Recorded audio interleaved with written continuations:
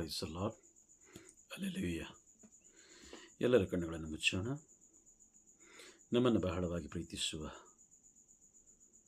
ಪರಲೋಕದ ತಂದೆಯೇ, ನಿಮಗೆ ಕೋಟಿ ಸ್ತೋತ್ರ ದೇವ. ಈ ದಿನ ನಮ್ಮನ್ನು ಜೀವಂತವಾಗಿಟ್ಟಿದ್ದೀರಿ, ಅದಕ್ಕಾಗಿ ಸ್ತೋತ್ರ. ಬೆಳಗ್ಗೆಯಿಂದ ಸಂಜೆಯವರೆಗೆ ಇಲ್ಲಿಯ ತನಕ ನಮ್ಮ ಎಲ್ಲ ಅವಶ್ಯಕತೆಗಳನ್ನು ಪೂರೈಸಿದಿರಿ, ಅದಕ್ಕಾಗಿ ಸ್ತೋತ್ರ. ನಮ್ಮ ಜೊತೆಯಲ್ಲಿದ್ದು ನಮ್ಮನ್ನು ಮುನ್ನಡೆಸಿದಿರಿ, ಅದಕ್ಕಾಗಿ ಸ್ತೋತ್ರ. ನೀವು ನೀಡಿದ ರಕ್ಷಣೆಗಾಗಿ ಸ್ತೋತ್ರ, ನೀಡಿದ ಆಹಾರಕ್ಕಾಗಿ ಸ್ತೋತ್ರ, ಕುಡಿಯಲು ಕೊಟ್ಟಂಥ ನೀರಿಗಾಗಿ ಸ್ತೋತ್ರ, ಈ ದಿನದ ಎಲ್ಲ ಸುರಕ್ಷತೆಗಾಗಿ ಸ್ತೋತ್ರ ಸ್ವಾಮಿ. ನಿಮ್ಮ ಪ್ರಸನ್ನತೆಗಾಗಿ ಸ್ತೋತ್ರ ಅಪ್ಪ. ಈ ದಿನ ನೀವು ನಮ್ಮೊಡನೆ ಮಾತನಾಡುವ ಒಂದೊಂದು ವಾಕ್ಯಗಳಿಗಾಗಿ ಸ್ತೋತ್ರ. ನೀವು ನಮ್ಮೊಡನೆ ಮಾತನಾಡುವ ಒಂದೊಂದು ವಾಕ್ಯಗಳನ್ನು ನಾವು ಅರ್ಥೈಸಿಕೊಳ್ಳಲು ಬೇಕಾದಂಥ ಜ್ಞಾನವನ್ನು, ವಿವೇಕವನ್ನು ನೀವು ನಮಗೆ ನೀಡಬೇಕಾಗಿ ಪ್ರಭು ಯೇಸು ಕ್ರಿಸ್ತರ ಅತಿ ಉನ್ನತವಾದ ನಾಮದ ಮುಖಾಂತರ ಬೇಡುತ್ತಿದ್ದೇವೆ ನಮ್ಮ ಪರಲೋಕ ತಂದೆಯೇ. ಆಮೇನ್, ಆಮೇನ್, ಆಮೇನ್. Praise the Lord. ಇವತ್ತು ನಾವು ಕೆಲವು ವಾಕ್ಯಗಳನ್ನು ನಾವು ಧ್ಯಾನಿಸ್ತಾ ಹೋಗೋಣ. ಮನುಷ್ಯ ಹೇಗೆ ನರಕದ ಪಾಲಾಗ್ತಾನೆ. ತುಂಬ ಮುಖ್ಯವಾಗಿ ನಾವು ತಿಳ್ಕೊಳ್ಬೇಕಾಗಿರೋದು, ಮನುಷ್ಯ ಹೇಗೆ ನರಕದ ಪಾಲಾಗ್ತಾನೆ. ಏಕೆಂದರೆ ದೇವರು ತಮ್ಮ ಹೋಲಿಕೆಯಲ್ಲಿ ಮನುಷ್ಯನನ್ನು ಉಂಟು ಮಾಡಿದ್ದಾರೆ. ಅಂದರೆ ನನ್ನನ್ನು ಉಂಟು ಮಾಡಿದ್ದಾರೆ, ನಿಮ್ಮನ್ನು ಕೂಡ ಉಂಟು ಮಾಡಿದ್ದಾರೆ. ಅವರ ಹೋಲಿಕೆಯಲ್ಲಿ ಅವರ ಪ್ರಸನ್ನತೆ ಇದ್ದರೂ ಕೂಡ, ಅವರ ಪ್ರಸನ್ನತೆ ನಮ್ಮೊಂದಿಗೆ ಇದ್ದರೂ ಕೂಡ, ಅವರ ಶ್ವಾಸ ನಮ್ಮಲ್ಲಿದ್ದರೂ ಕೂಡ ಯಾಕೆ ಮನುಷ್ಯ ನರಕದ ಪಾಲಾಗ್ತಾನೆ ಎಂಬುದನ್ನು ನಾವು ತಿಳ್ಕೊಳ್ತಾ ಹೋಗೋಣ. ಮೊದಲನೇದಾಗಿ ನಾವು ತಿಳ್ಕೊಳ್ಬೇಕಾಗಿರೋದು ಎಜೆಕಿಯೇಲ್ ಪ್ರವಾದಿಯ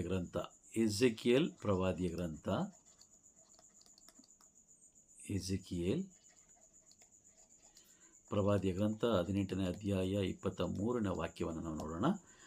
ಎಜೆಕಿಯೇಲ್ ಪ್ರವಾದಿಯ ಗ್ರಂಥ 18ನೇ ಅಧ್ಯಾಯ ವಾಕ್ಯ 23ರಲ್ಲಿ ನಾವು ನೋಡ್ತೀವಿ.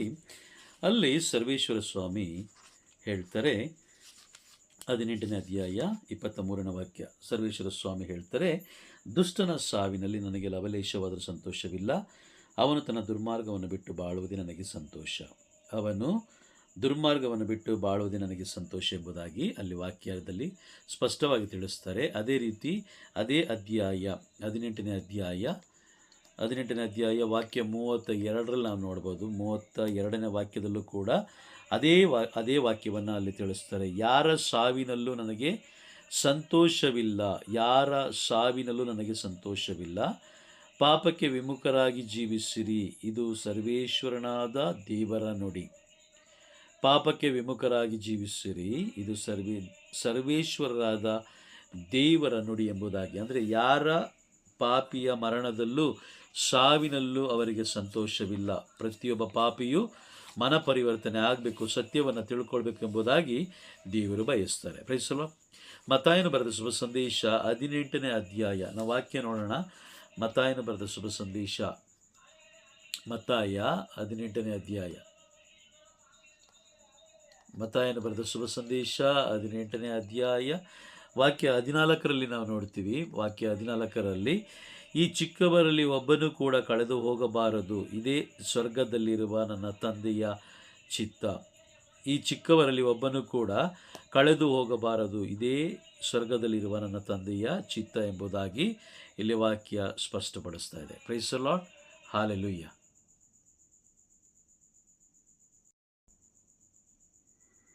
ಹೀಗಿರುವಾಗ ಮನುಷ್ಯ ಹೇಗೆ ನರಕದ ಪಾಲಾಗ್ತಾನೆ? ದೇವರು ನೋಡಿ, ಅನೇಕ ದೇವದೂತರುಗಳನ್ನು ಕೊಟ್ಟಿದ್ದಾರೆ, ಅನೇಕ ವಾಕ್ಯಗಳನ್ನು ಕೊಟ್ಟಿದ್ದಾರೆ, ಪ್ರವಾದಿಗಳನ್ನು ನೀಡಿದ್ದಾರೆ, ಅನೇಕ ಸಂತರುಗಳು, ಅನೇಕ ಯಾಜಕರು, ಬೋಧಕರು ಎಲ್ಲರನ್ನು ಕೊಟ್ಟಿದ್ದಾರೆ ನಮ್ಮನ್ನು ರಕ್ಷಿಸುವುದಕ್ಕಾಗಿ, ನಮ್ಮ ಆತ್ಮವನ್ನು ರಕ್ಷಿಸಲ್ಪಡುವುದಕ್ಕಾಗಿ. ಆದರೂ ಕೂಡ ಯಾಕೆ ಮನುಷ್ಯ ನರಕದ ಪಾಲಾಗ್ತಾನೆ ಎಂಬುದನ್ನು ನಾವು ಧ್ಯಾನಿಸ್ತಾ ಹೋಗಬೇಕಾದ್ರೆ, ಮೊದಲನೇದಾಗಿ ಅವನು ಹೇಗೆ ನಾಶವಾಗಲಿಕ್ಕೆ ಮೊದಲನೇ ಕಾರಣ, ಮನುಷ್ಯ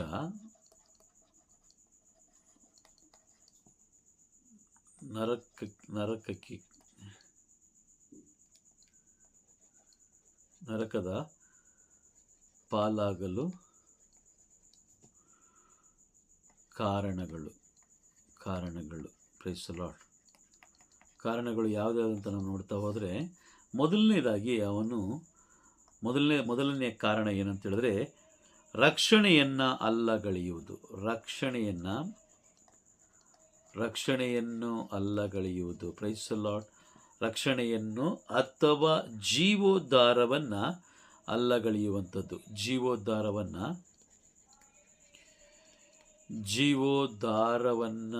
ಅಲ್ಲಗಳೆಯುವುದು.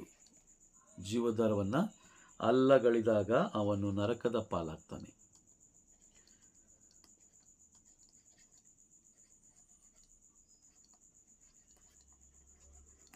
ಅವನು ಅಲ್ಲಗಳೆಯುವುದು. Price the lord.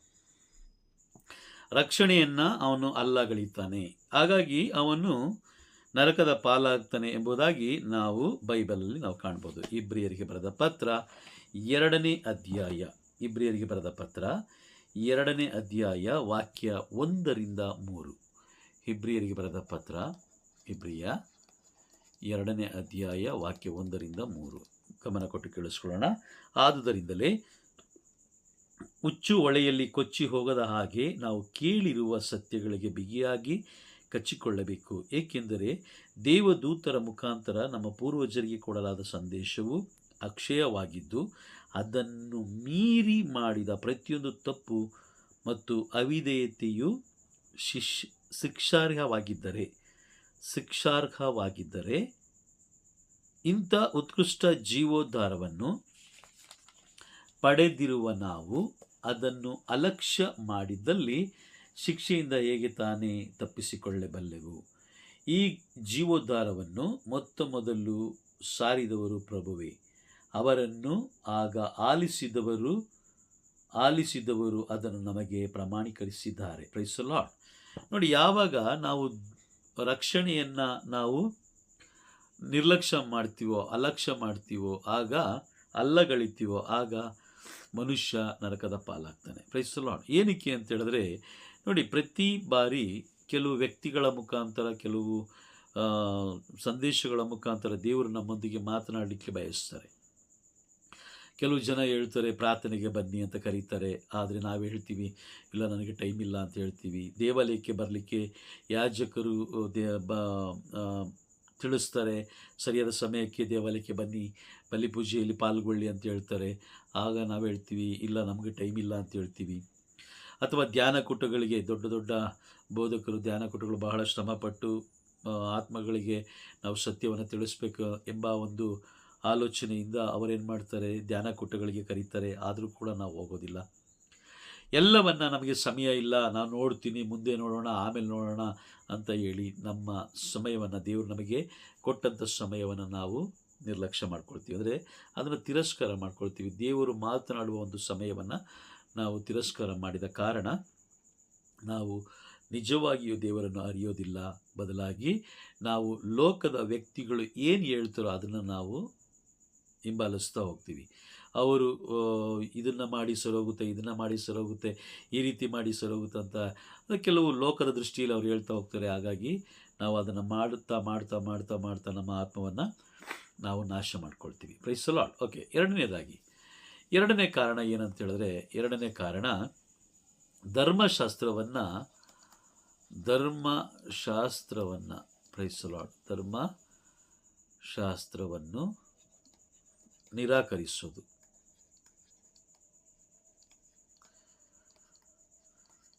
ಧರ್ಮಶಾಸ್ತ್ರವನ್ನು ನಿರಾಕರಿಸುವುದು ಅಂದರೆ, ಧರ್ಮಶಾಸ್ತ್ರ ಅಂತ ಹೇಳಿದ್ರೆ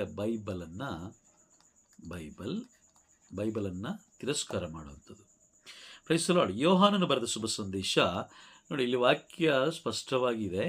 ಯೋಹಾನ, ಹಾಗೆ ಬರ್ಕೊಳ್ತಾ ಹೋಗಿ ಅಥವಾ ನೀವು ಕೇಳಿಸ್ಕೊಳ್ಳಿ, ನಾವು ಓದ್ತೀನಿ. ಯೋಹಾನನು ಬರೆದ ಶುಭ ಸಂದೇಶ 12ನೇ ಅಧ್ಯಾಯ ವಾಕ್ಯ 47ರಿಂದ 49 ತನಕ ನೀವು ನೋಡಿ. 49ರಲ್ಲಿರುವಂಥ ವಾಕ್ಯಗಳನ್ನು ನೀವು ನೋಡಿದ್ರೆ ಅಲ್ಲಿ ವಾಕ್ಯ ಸ್ಪಷ್ಟವಾಗಿ ಹೇಳುತ್ತೆ, ಯಾವನಾದರೂ ನನ್ನ ಮಾತನ್ನು ಕೇಳಿಯೂ ಅದರಂತೆ ನಡೆಯದೆ ಹೋದರೆ ಅಂಥವನಿಗೆ ತೀರ್ಪು ಕೊಡುವವನು ನಾನಲ್ಲ.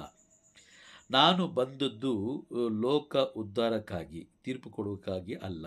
ನನ್ನನ್ನು ನಿರಾಕರಿಸಿ ನನ್ನ ಮಾತುಗಳನ್ನು ಅಂಗೀಕರಿಸದೆ ಹೋದವನಿಗೆ ತೀರ್ಪು ಕೊಡುವಂಥದ್ದು ಒಂದು ಇದೆ. ಅದು ಯಾವುದೆಂದರೆ, ನಾನು ಆಡಿದ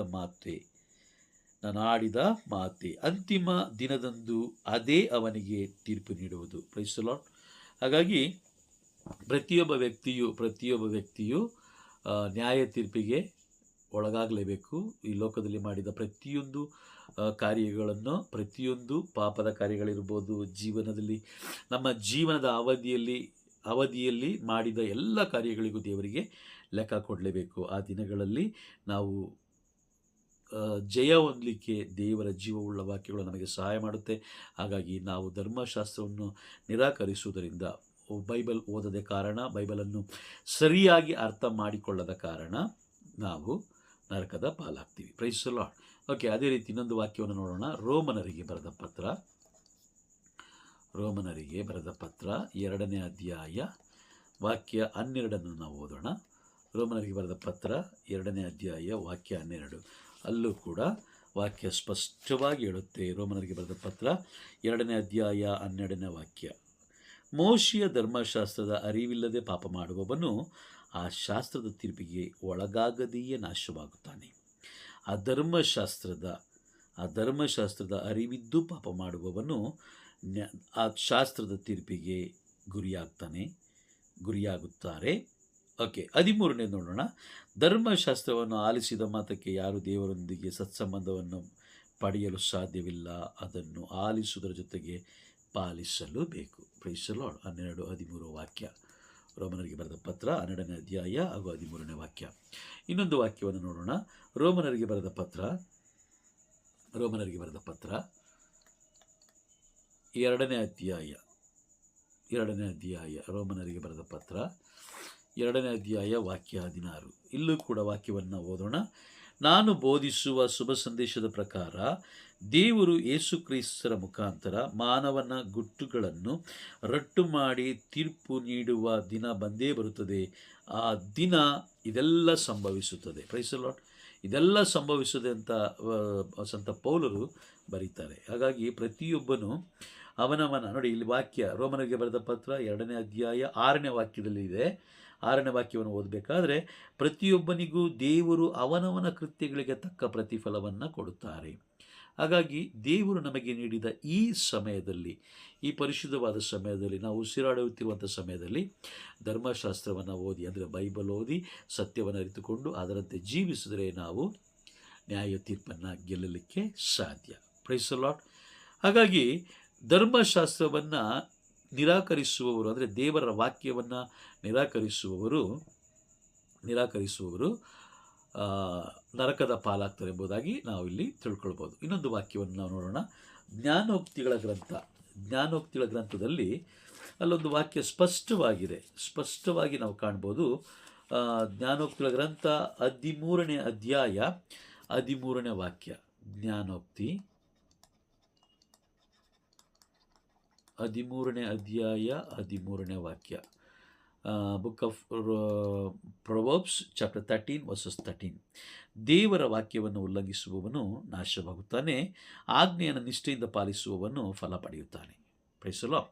ಹಾಗಾಗಿ ಧರ್ಮಶಾಸ್ತ್ರವನ್ನು ತಿರಸ್ಕಾರ ಮಾಡುವ ಪ್ರತಿಯೊಬ್ಬನು, ಧರ್ಮಶಾಸ್ತ್ರವನ್ನು ಅಂದರೆ ಬೈಬಲನ್ನು ತಿರಸ್ಕಾರ ಮಾಡುವಂತಹ ಪ್ರತಿಯೊಬ್ಬನು ನರಕದ ಪಾಲಾಗ್ತಾನೆ. ಈ ದಿನದಲ್ಲಿ ನಾವು ಹೇಳ್ತೀವಿ, ನಮಗೆ ಟೈಮ್ ಇಲ್ಲ, ಅದಿಲ್ಲ, ಇದಿಲ್ಲ, ನಮಗೆ ನೆಂಟರು ಬಂದರು, ಮನೆಗೆ ಗೆಸ್ಟ್ ಬಂದರು, ಅವ್ರು ಬಂದರು, ಇವ್ರು ಬಂದರು, ನಾನು ಶಾಪಿಂಗ್ ಹೋಗಬೇಕು, ನನ್ನ ಮಗುನ ಅಲ್ಲಿ ಕರ್ಕೊಂಡು ಹೋಗಬೇಕು, ನನ್ನ ಮಗುನ ಇಲ್ಲಿ ಕರ್ಕೊಂಡು ಹೋಗಬೇಕು.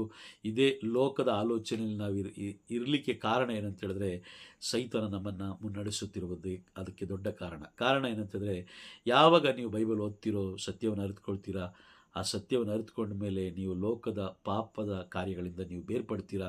ಹಾಗಾಗಿ ಸೈತಾನ ಆ ಒಂದು ಕಾರ್ಯವನ್ನು ಮಾಡಲು ಬಿಡೋದಿಲ್ಲ. ಬದಲಾಗಿ ನೀವು ಲೋಕದಲ್ಲೇ ಬ್ಯುಸಿಯಾಗಿರಲಿಕ್ಕೆ ಅವನು ಪ್ರಚೋದಿಸ್ತಾನೆ. Price the lord.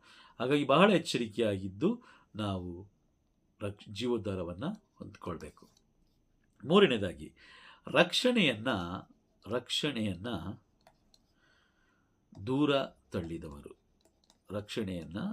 ದೂರ ತಳ್ಳಿದವರು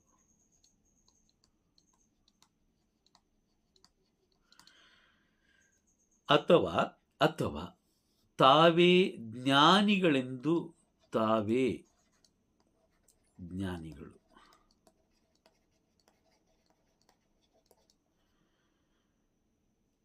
ಎಂದುಕೊಂಡವರು.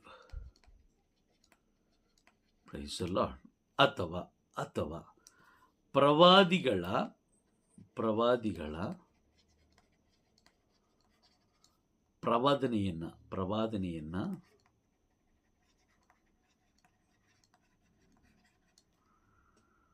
ಪ್ರವಾದನೆಗಳನ್ನು ಅಲ್ಲಗಳೆಯುವವರು.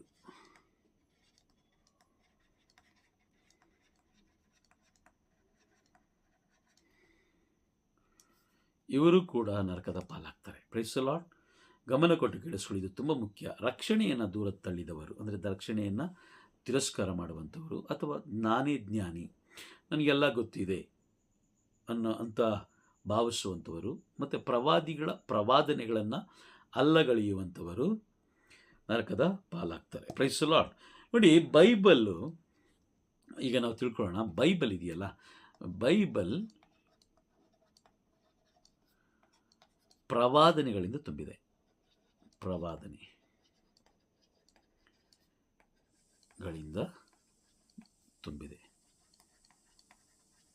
ಅದು ತುಂಬಿದೆ ಅನ್ನೋದಕ್ಕಿಂತ ಬರೆಯಲ್ಪಟ್ಟಿದೆ.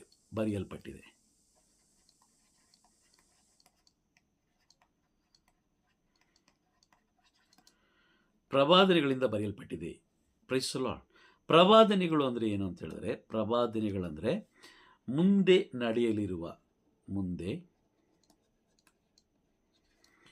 ನಡೆಯಲಿರುವ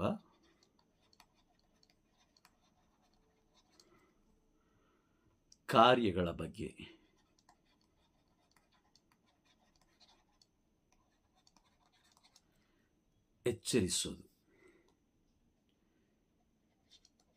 ಎಚ್ಚರಿಕೆ ನೀಡುವುದು. ಉದಾಹರಣೆಗೆ ನಾನು ಯೆಶಾಯ ಪ್ರವಾದಿ ಗ್ರಂಥದಲ್ಲಿ ಪ್ರಭು ಯೇಸು ಕ್ರಿಸ್ತರ ಜನನದ ಬಗ್ಗೆ ನಾವು ತಿಳ್ಕೊಳ್ಳೋಣ.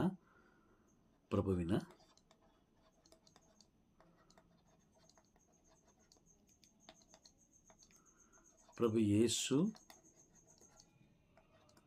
ಕ್ರಿಸ್ತರ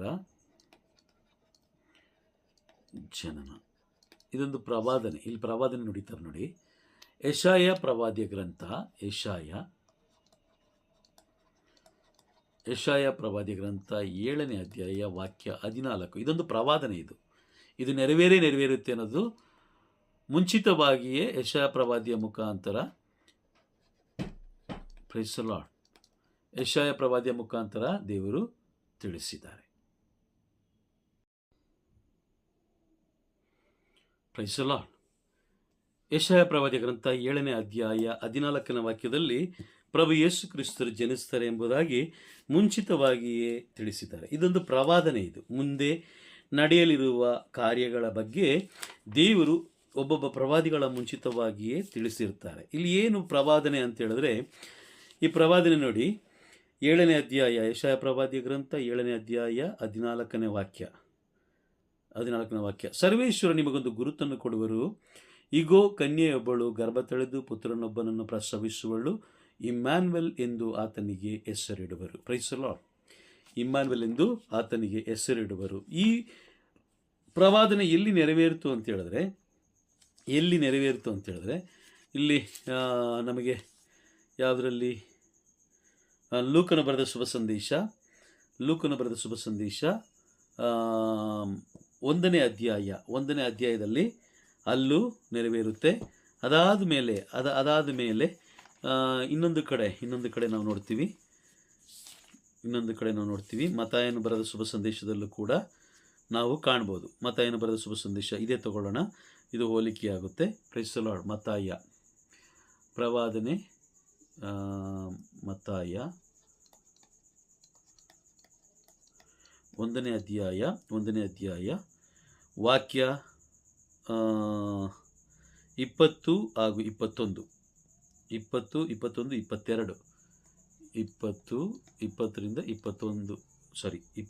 ತನಕ ಅಂತ ತಿಳ್ಕೊಳ್ಳೋಣ. 22 ಇದೊಂದು ಪ್ರವಾದನೆ ನೆರವೇರುವುದು. ಪ್ರವಾದನೆ ನೆರವೇರಿತು.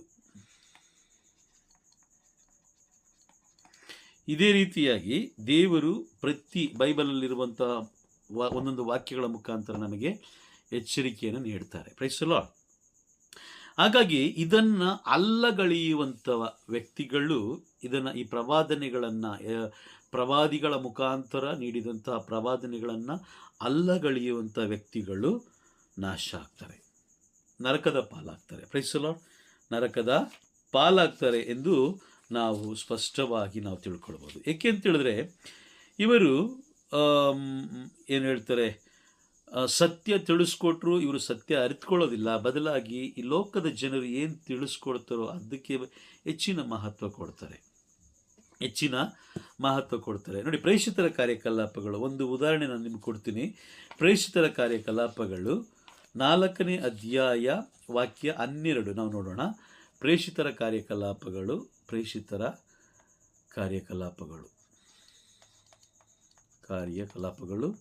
4ನೇ ಅಧ್ಯಾಯ 12ನೇ ವಾಕ್ಯದಲ್ಲಿ ನಾವು ನೋಡಬೇಕಾದ್ರೆ, ಇವರಿಂದಲ್ಲದೆ ಬೇರೆ ಯಾರಿಂದಲೂ ನಮಗೆ ಜೀವೋದ್ಧಾರವಿಲ್ಲ, ಇವರ ನಾಮವನ್ನು ಬಿಟ್ಟರೆ ಈ ಧರೆಯಲ್ಲಿರುವ ಬೇರೆ ಯಾವ ನಾಮದಿಂದಲೂ ಜೀವೋದ್ಧಾರ ಹೊಂದುವಂತಿಲ್ಲ. Praise the Lord. ನೋಡಿ, ಇದೊಂದು ಪ್ರವಾದನೆ, ಇದೊಂದು ಪ್ರವಾದನೆ.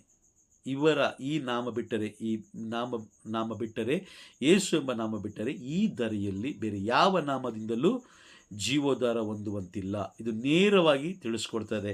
ಬಟ್ ಆದರೂ ಕೂಡ ಈ ದಿನಗಳಲ್ಲಿ ನಾವು ಹೇಗಿದ್ದೀವಿ, ಯಾವ ರೀತಿ ಜೀವಿಸ್ತಾ ಇದ್ದೀವಿ, ಇದು ತುಂಬ ಮುಖ್ಯ.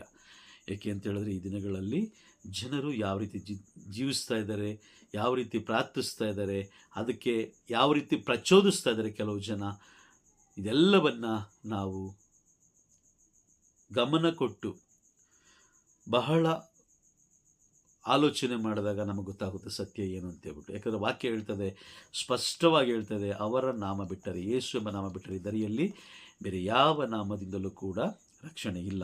ಆದರೆ ನ್ಯಾಯ ತೀರ್ಪಿನ ದಿನ ನಮಗೆ ಪ್ರಚೋದಿಸಿದವರು, ನಮಗೆ ಹೇಳಿಕೊಟ್ಟವರು ಯಾರೂ ಇರೋದಿಲ್ಲ.